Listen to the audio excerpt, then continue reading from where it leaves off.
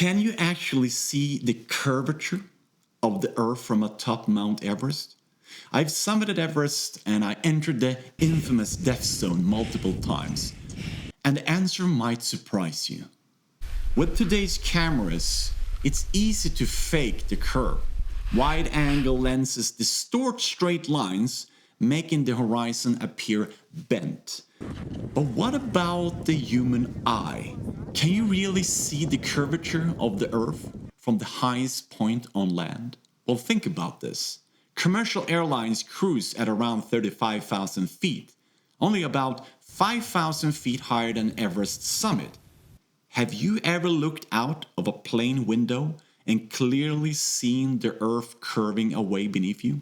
If not, why would Everest be any different? In this episode, we climb to the roof of the world to find out. We break down the real mathematics with a mathematician and physics teacher, calculating when and how the Earth's curve become visible. This is the quest to answer a deceptively simple question. Can you see the curvature of the Earth from the top of Mount Everest?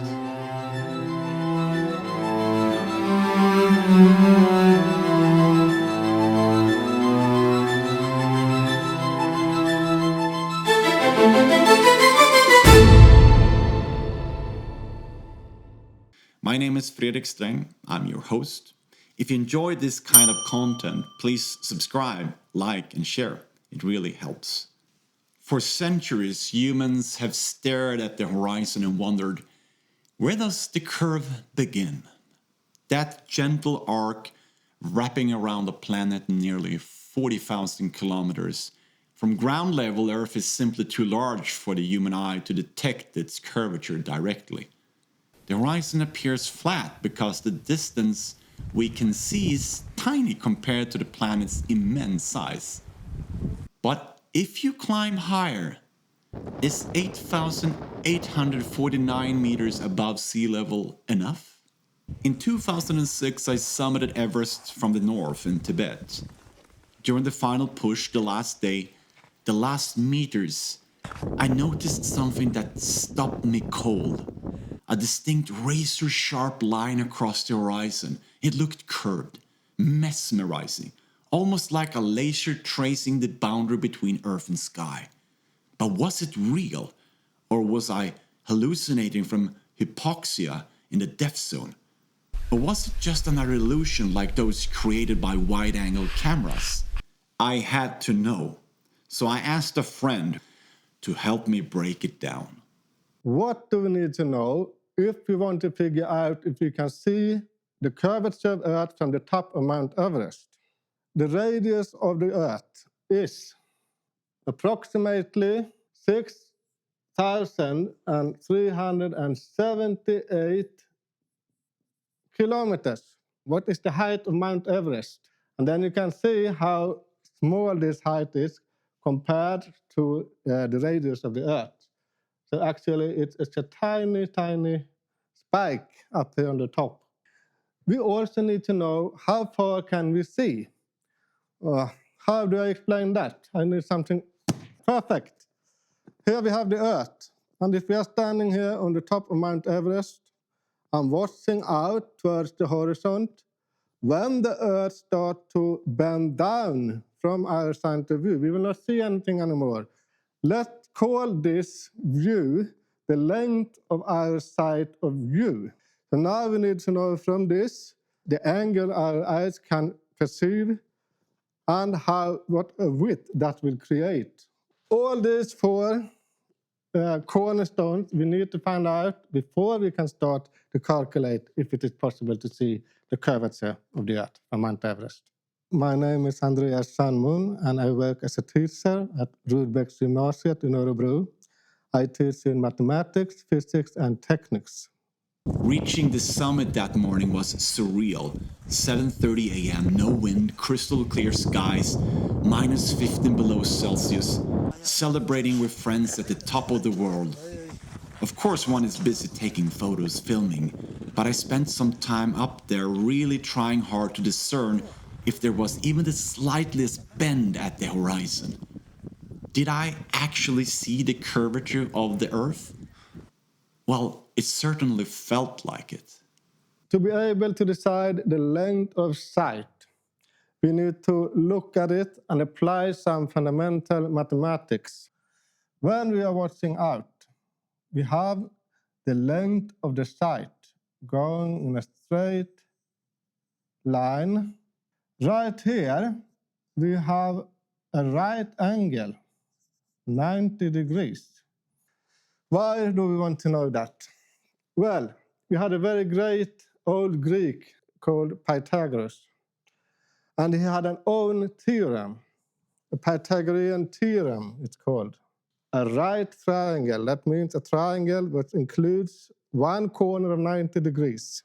He said that if you call this side A, and this side B, and this side C, then he said that if you do like this, you take the C times itself, C squared, then that will be equal to this side as a square and this side as a square. If we then look at this triangle, which is also a right triangle, we can say like this, that this is the same as B here. Now it's turned in the other direction. And this side, what we called length of sight, is the same as A here. And then this would be C.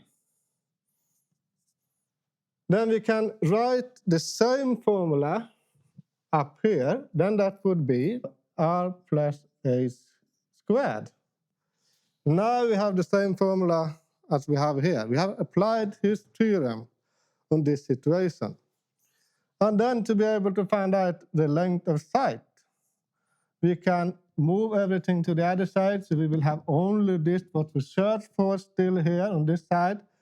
Now we have had a formula to calculate the length of sight based upon the radius of Earth and the height of Mount Everest and the radius of Earth again.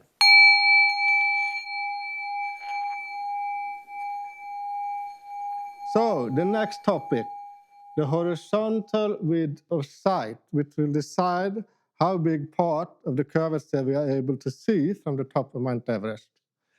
How are we going to decide that? If your eye is here, watching out from the top of Mount Everest, with the length we talked about earlier, the length of sight, you will have a situation as following. This would be the horizontal width from here to there. And what will decide how big the horizontal width is? That would be, and this we are going to come back to later, because Fredrik is going to show us what his field of view is. This angle will decide with, depending upon how long the sight is, how wide the horizon will be in your sight field. And if you look at this situation again, we can see here that we have two right triangles here again. This length would be the horizontal view divided by 2. We also later on will have this angle, VS. But for one of the triangles, this whole angle will be divided into 2. So we will have the angle of sight divided by 2 here. And then if we write this triangle like this, we would have horizontal width divided by 2 there. Here we will have the view angle divided by 2. And here we will have the length of sight, what we calculated earlier. Now we have a new situation. We are going to do another kind of equation, but it's called like this. If you have a length A there and a length B there, and an angle V here, you can write it like A divided by B. How big is A compared to B? Is decided by how big the angle is. This relationship is called tangents. Something like this. It just means that we take this side, what is opposite the angle, divided by the side close to the angle, for a certain angle. If we apply this formula on this, we can continue. If we are looking for A, we move B up here, and we will have like this, the end formula to calculate this length. Then we put in the corresponding things here. 2 times the length of sight times tangents, view angle divided by 2. Many images online claim to show the curve of the Earth from mountaintops. Most of these are misleading. The apparent bowing of the horizon is often caused by lens distortion, especially with wide-angle or action cameras. If the horizon isn't perfectly centered in the frame, the optics can bend straight lines, creating the illusion of curvature where none is actually visible. The human eye doesn't work like that, which brings us to something crucial. So now we are going to make an experiment with Fredrik, where we are going to try to find out what his view angle is, how much he is able to use of his sight to discern if he can see a curvature or not. From the top to the edge of these lines, we have a diff of 0.5 centimeter. On this line, from the top to the edge, we have a height diff of 1 centimeter, and on this finally, we have a height diff of 2 centimeters. Are you able from this distance to see that it has a curvature? Yes. Okay. Vaguely, clearly, or clearly. Then we go to the middle line here. Are you able from this distance to see it has a curvature? Can you feel it? Yes. Is it vaguely, it's on the border, or is it clear? On the border. On the border. Then I would say this is the one we are going to measure. This is on the border. This is actually what he from this distance still can see has a curvature. So let's skip this one. Go closer until you feel you are not anymore able to discern it has a curvature.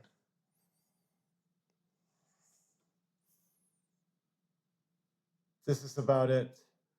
0.7 meter. This distance, 0.7 meters from the line, where he is able to see. This has the length of 1 meter. So this distance is half of 1 meter. Total is 1 meter, and this is then 0.5 meters. Now we have a trigonometrical function called tangents, which says that in a right triangle, A divided by B is tangents for the angle you have here. So we have that. And this, we will get approximately 36 degrees. Half of it is 36, and the other one also 36, so together 72 degrees. However, because this was experimentally done in this way right now, not very precisely, I would decrease the angle a little bit to have a more, so to say, safety factor when we calculate this. So let's say that he is on 60 degrees. What is, in fact, the average view field where you can still make and analyze with your eyes? Detecting curvature depends heavily on field of view. Elite ice hockey players develop exceptionally wide peripheral vision to track opponents. Mountain goats evolved rectangular pupils to scan vast horizons for predators. Humans, not so much. From Everest, the problem is even harder. The surrounding Himalayan peaks block large portions of the horizon, preventing the wide unobstructed view needed to detect curvature reliably. If Everest rose from a flat ocean instead of a mountain range, spotting the curve would be easier. But even then, it would be extremely subtle.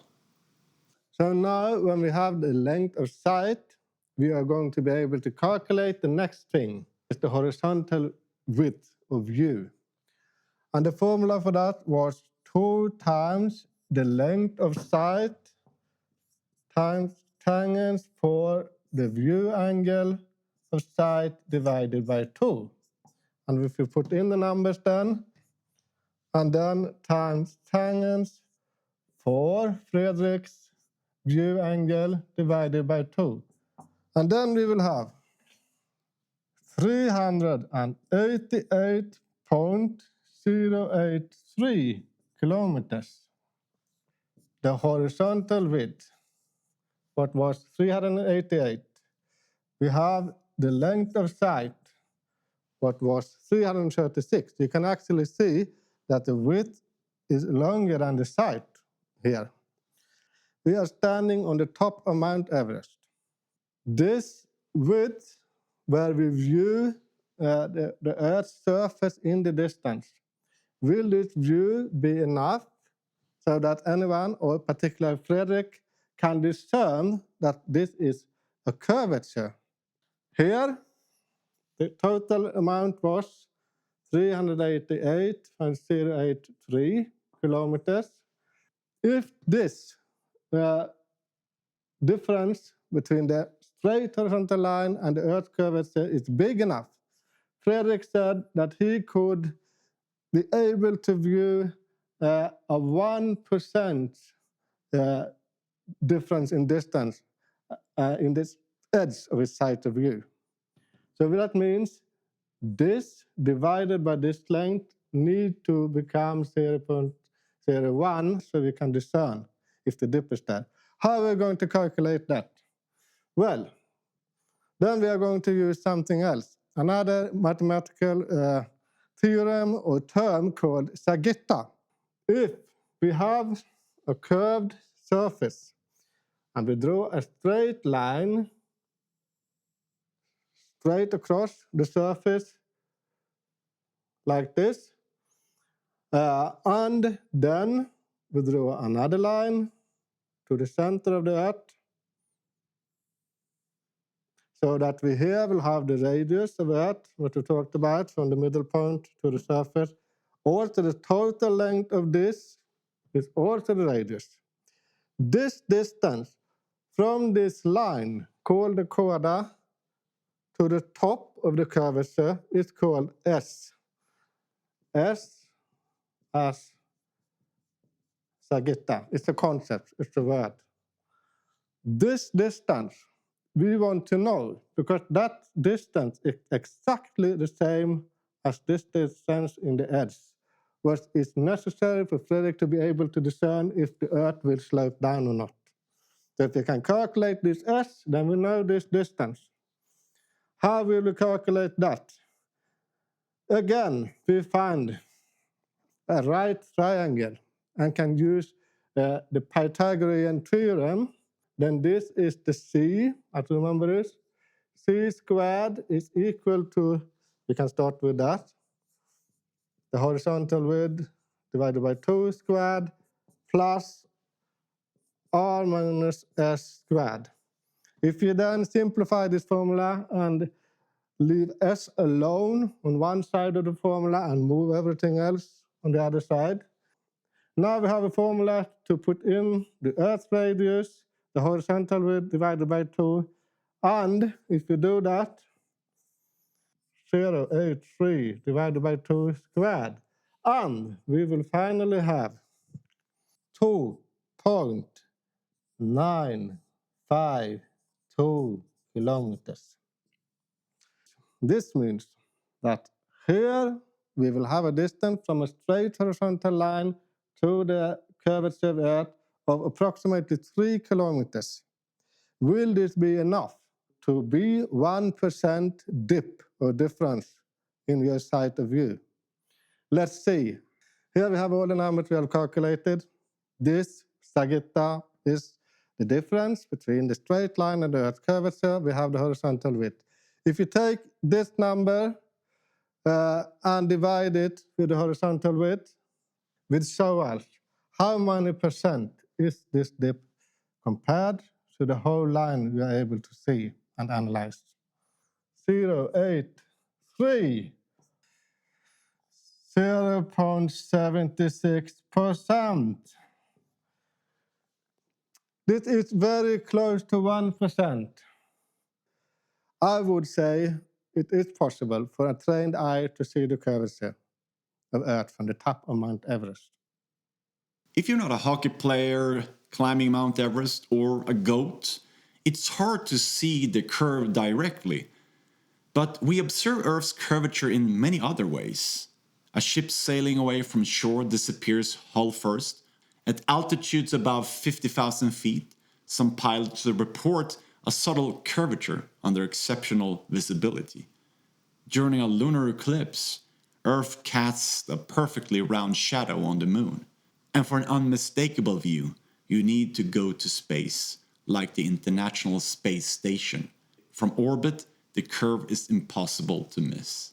Which leads me to my next episode, a conversation with astronaut Christer Fuglesang, the first Swedish astronaut in space. And yes, he's seen the curve with his own eyes. If you enjoyed this journey into science, adventure, and perspective, please like, subscribe, and share. It helps us make more of this content. See you soon.